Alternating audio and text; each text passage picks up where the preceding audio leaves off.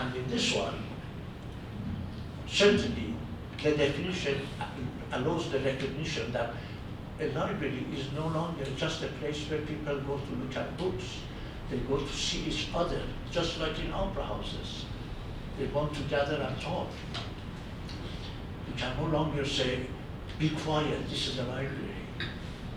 Because it's now advanced to places of exchange, etc., etc. You see, again, the importance of that redefinition begins to come out. I'll show you a set drawing of the section in case you haven't had time to draw it yourself. You may remember Louis Kahn's definition of the same condition, slightly different. Exeter Library at Exeter Academy. The outside may not give a good enough hint of what is inside. The same idea of the gathering, and you can see the ever-presence of everyone as they go up these levels through those circles in the four sides of the gathering center. You can see that, you can more or less imagine that in the plan to the left.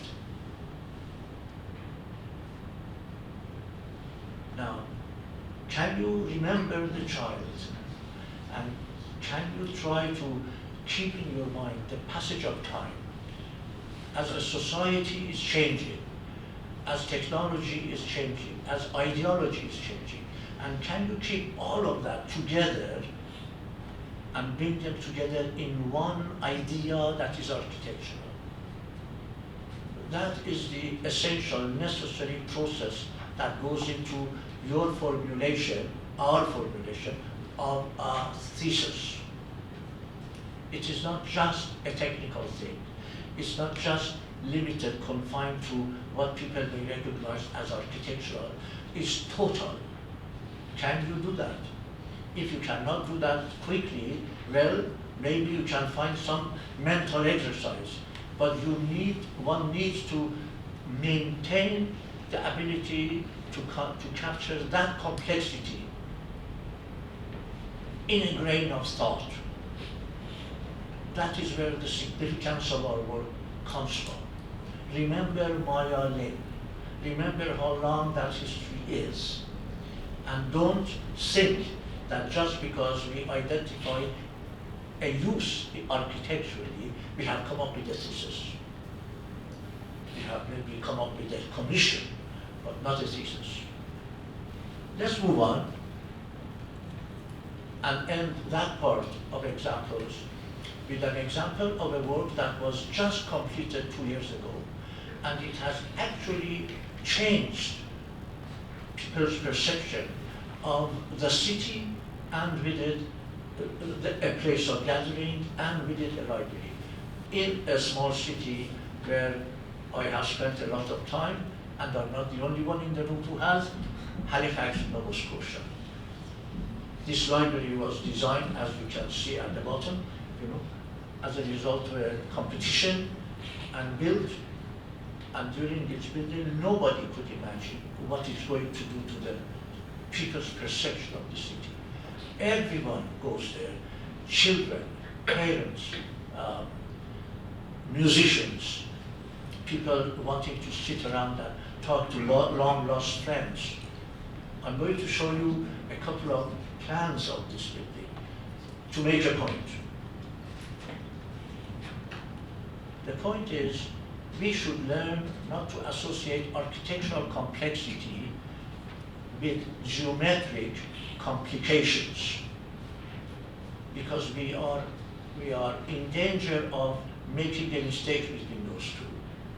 When we want to be absorbing architectural complexity, we seem, not us, we do everything very well, those of us who are in the room, but we seem architecturally to think complications, geometric complications, amount to architectural complexity. Well, examples should show us that they don't. Look at this plan.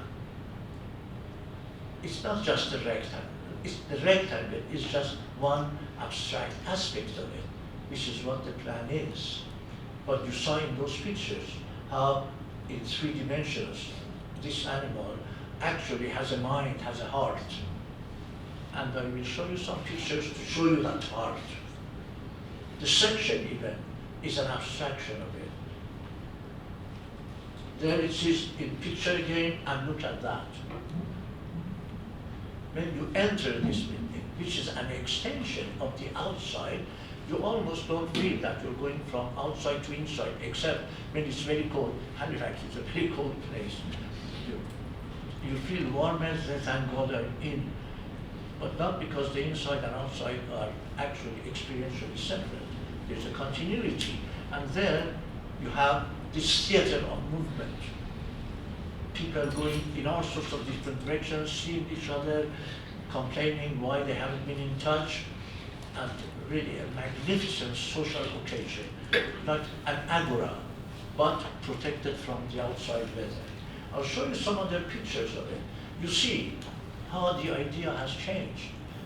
The idea that we began by looking at from the child, and then Marx and Engels sitting in that nook in Manchester, formulating the revolutionary ideas. Here we have the agora.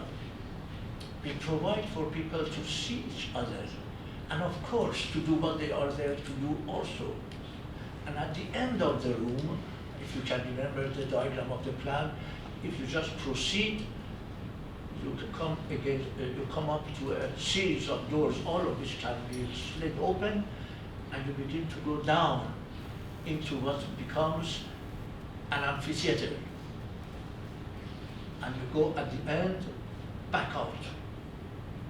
And you cannot imagine the sense of community that this place generates, because you're there and you know that at the end there are people talking about all sorts of things, playing music. As it happens, I was fortunate to be there not long ago, maybe 6-7 weeks ago, at the occasion of a gathering to discuss the dilemma of child soldiers in Africa. And this was not closed to anybody. You were in the library, yes, but you were in this theater of social action, and you could join the discussion. And so the new definition of the library, recognized that that is the spirit of it. At the same time, providing place for solitude. You see, here we are again. I show you so that you bear it in mind. Up to now, we are moving on, but up to now, what we have done is written here on the screen. We have said that the topic, however general, ought to be definable architecturally. It's general. Every example we've looked at is a universal example. It can be defined in terms of music, politics, economics, science, etc., etc. We need to define it, having recognized it, having recognized the immense universality, universal reach of the idea. We, architects, need to define it architecturally. So some sort of a short essay in terms of psychology may be very nice. I just received one last night about midnight from a student in Africa about parallels between music and architecture. Beautifully written short essay, taking off from Cage, etc. But then it goes on to explore its architectural definition. Then the second one, that architecture embodies a complex, a hierarchy of theses. No complex work of architecture is single-minded. Being single-minded, it would become a diagram. So there are, as you saw, as you remember, in the Gothic cathedral, we have identified 3 distinct theses in there. Remember? Structural, assembly in the nave, and light. And there are many more. We could discuss the cathedral from a theological point of view, and we would still come out with many of the same theses in theological terms. And then the third point, we have said these things. A thesis ought to be focused. Focus is essential to it. clearly dealing with its key thesis and sub-theses in detail. This focus is important. What I referred to before as works in an architectural office, they don't have that obligation, the thesis-based focus. They are there to satisfy a client and let it be. If they are distinguished works of architecture, they will have a focus. But when they don't, okay, they still stand up. Now, we go towards the end. You see, I will read this. You see that in all of these examples, there is a close affinity, is there not? Is there, between form and content? We understand that. We understand why we are stressing this matter of the affinity between form and content, because that's the source of the unity, the part and the whole, whereby the work is infused with the last phrase here, nature-like inevitability. Nature-like inevitability is very important in everything that is a fine piece of work. That is to say, there is this sort of what for a while people were calling organic quality. Things are the way they are because they are there as a part of one unified thing. Nature-like inevitability. The branch comes out the way it does because in a way you could say it has no alternative. It has found its way. In design, Frank Lloyd Wright would suggest that in his design of every part of Roby House, there is that nature-like inevitability. That is, the windows, the way they are that way because they want to be that way. And the brick is placed that way because, as Khan reminded us, because the brick wants to be that way in the light. This is very important to us architects. We will come back to it. But the key question is the last point here. Please let's read that together and slowly. Can a designer seek to gain such a quality from the start as an explicit design intention? We all know that quality is important, we have said, yes? Nobody has stood up and said, this is enough nonsense, I'm leaving. We know that inevitable quality is essential. Can we as designers start the design by seeking to achieve that? And how do we start? Because that's a sign of distinction. I want to design a masterpiece, so I'll start designing. How do I start? I want my work to be a masterpiece. As Shakespeare would say, there's the road. There's the precipice to a pitfall. Very serious pitfall. We will see two examples. We will go through them too. I think we would agree that what you see on the screen is an important, very fine, in a way, iconic piece of work. Frank Davis Bilbao, Guggenheim.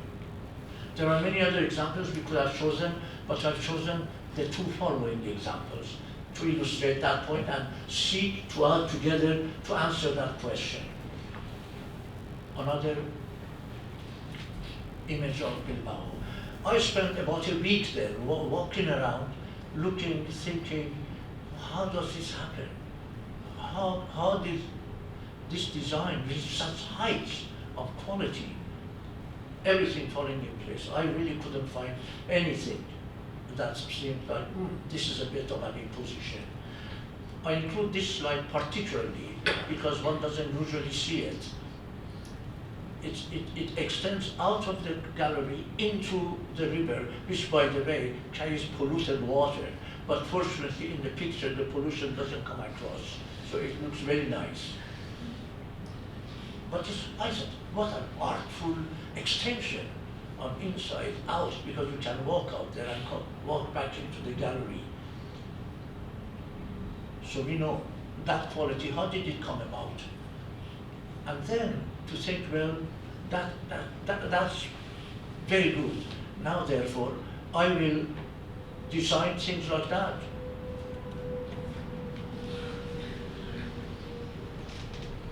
There's the pitfall. The tendency, the temptation to start with, I'm going to do everything down as a masterpiece. The path to achieving that quality must have been different from starting by saying, I will go after the appearance. Now I will show you another example. You know, this is also a work that we can all see in Hong Kong.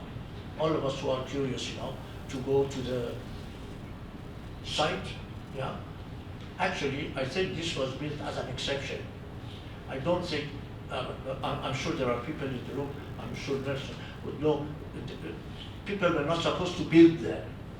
And Swire, powerful as they are, managed to talk to the right people, so they have built this thing. And go and see it for yourself, because the pictures are really only a reminder. And there's a lot of rhetoric spoken about this, so you can judge it for yourself. And then there is this other work, Maggie's Surgery, again by Gay. Again, I urge you to go and see it. And then you will be in a much better position to think about the answer to that question. To start by thinking, I'm going to be designing a masterpiece.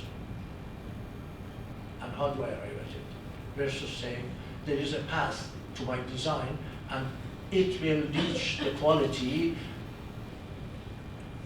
in a way, from its own inherent dynamics. Different paths altogether. Now, the last of these examples. If you haven't seen this, you will, I imagine, recognize it, because it has been so well publicized, and I think quite deservedly publicized. The Jewish Museum in Berlin, designed by Daniel Libeskind, quite outstanding work. Use these diagrams from the Star of David, to the variations. It's not imaginary. It comes from Libeskind himself, and you can actually see it working and arriving at the general plan of this. You can see it, the thought leading you to this, and eventually to the building itself. You see it here. If you ever go to Berlin and you don't have much time to see anything, you really want to be fair to yourself and see this. It's an absolutely potent definition, again, of the conditions that are, I don't know what one can say about them, criminal, in every sense of the word. And then to demonstrate them, to capture the angst, the shame of everything. I think it's an absolute work of genius to have captured it. Maybe one can capture it also in music, like the Fifth Symphony, sort of thing. It's that sort of power. And now we have, I think, the building that you can all visit. If you go to Kowloon Tong and walk out the back and walk up the hill a bit, you will see this. This is another work by Libeskind, and again, I believe it shows the fall, the pitfall. This time, even more seriously, I believe, than Frank Gehry's work. This is supposed to be a center for media studies. This is the face of that building on the road. You go inside the building and you wonder what happened to all those openings. What are they doing? How did they find themselves there? Really, for me, it was saddening, really saddening to see this. If I ran into him, and I've had some wonderful conversations with Lipsky when he was in Detroit, Bloomsfield, as well as visiting Halifax, etc. This is a brilliant person and a brilliant architect. So, given that we are very prejudiced, I want to in a way, discount this and say, well, he might have given a sketch to some people here and they went and did it. I cannot believe that actually, if he had taken the time, this would have happened. Nevertheless, here's a building that you can see emulates some gestures of the Jewish Museum, and it is extremely unresponsive to its immediate conditions, and certainly doesn't ennoble the purpose that the university had been looking for. After all the gestures, you walk into this building and you see not one space of any quality or dignity. And I'm willing to go there with you and see if you can find one.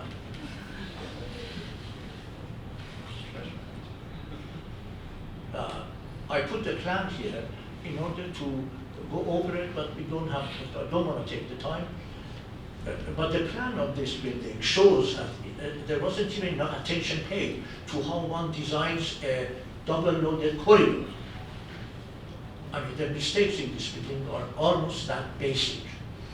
And you see that there is that staircase that suggests the same kind of congregation coming together as you saw in the library in Halifax. But actually it does no such thing.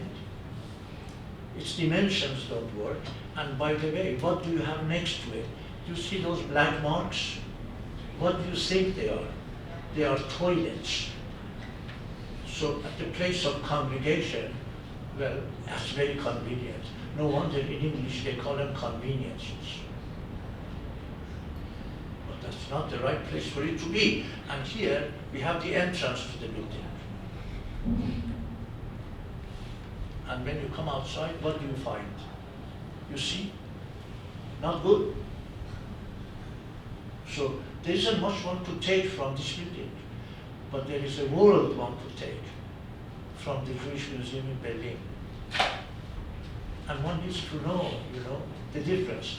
It's been having gone a certain route of understanding, the events in human history, the horrible events that led to the idea of the new definition and to that design versus here adopting a mannerism.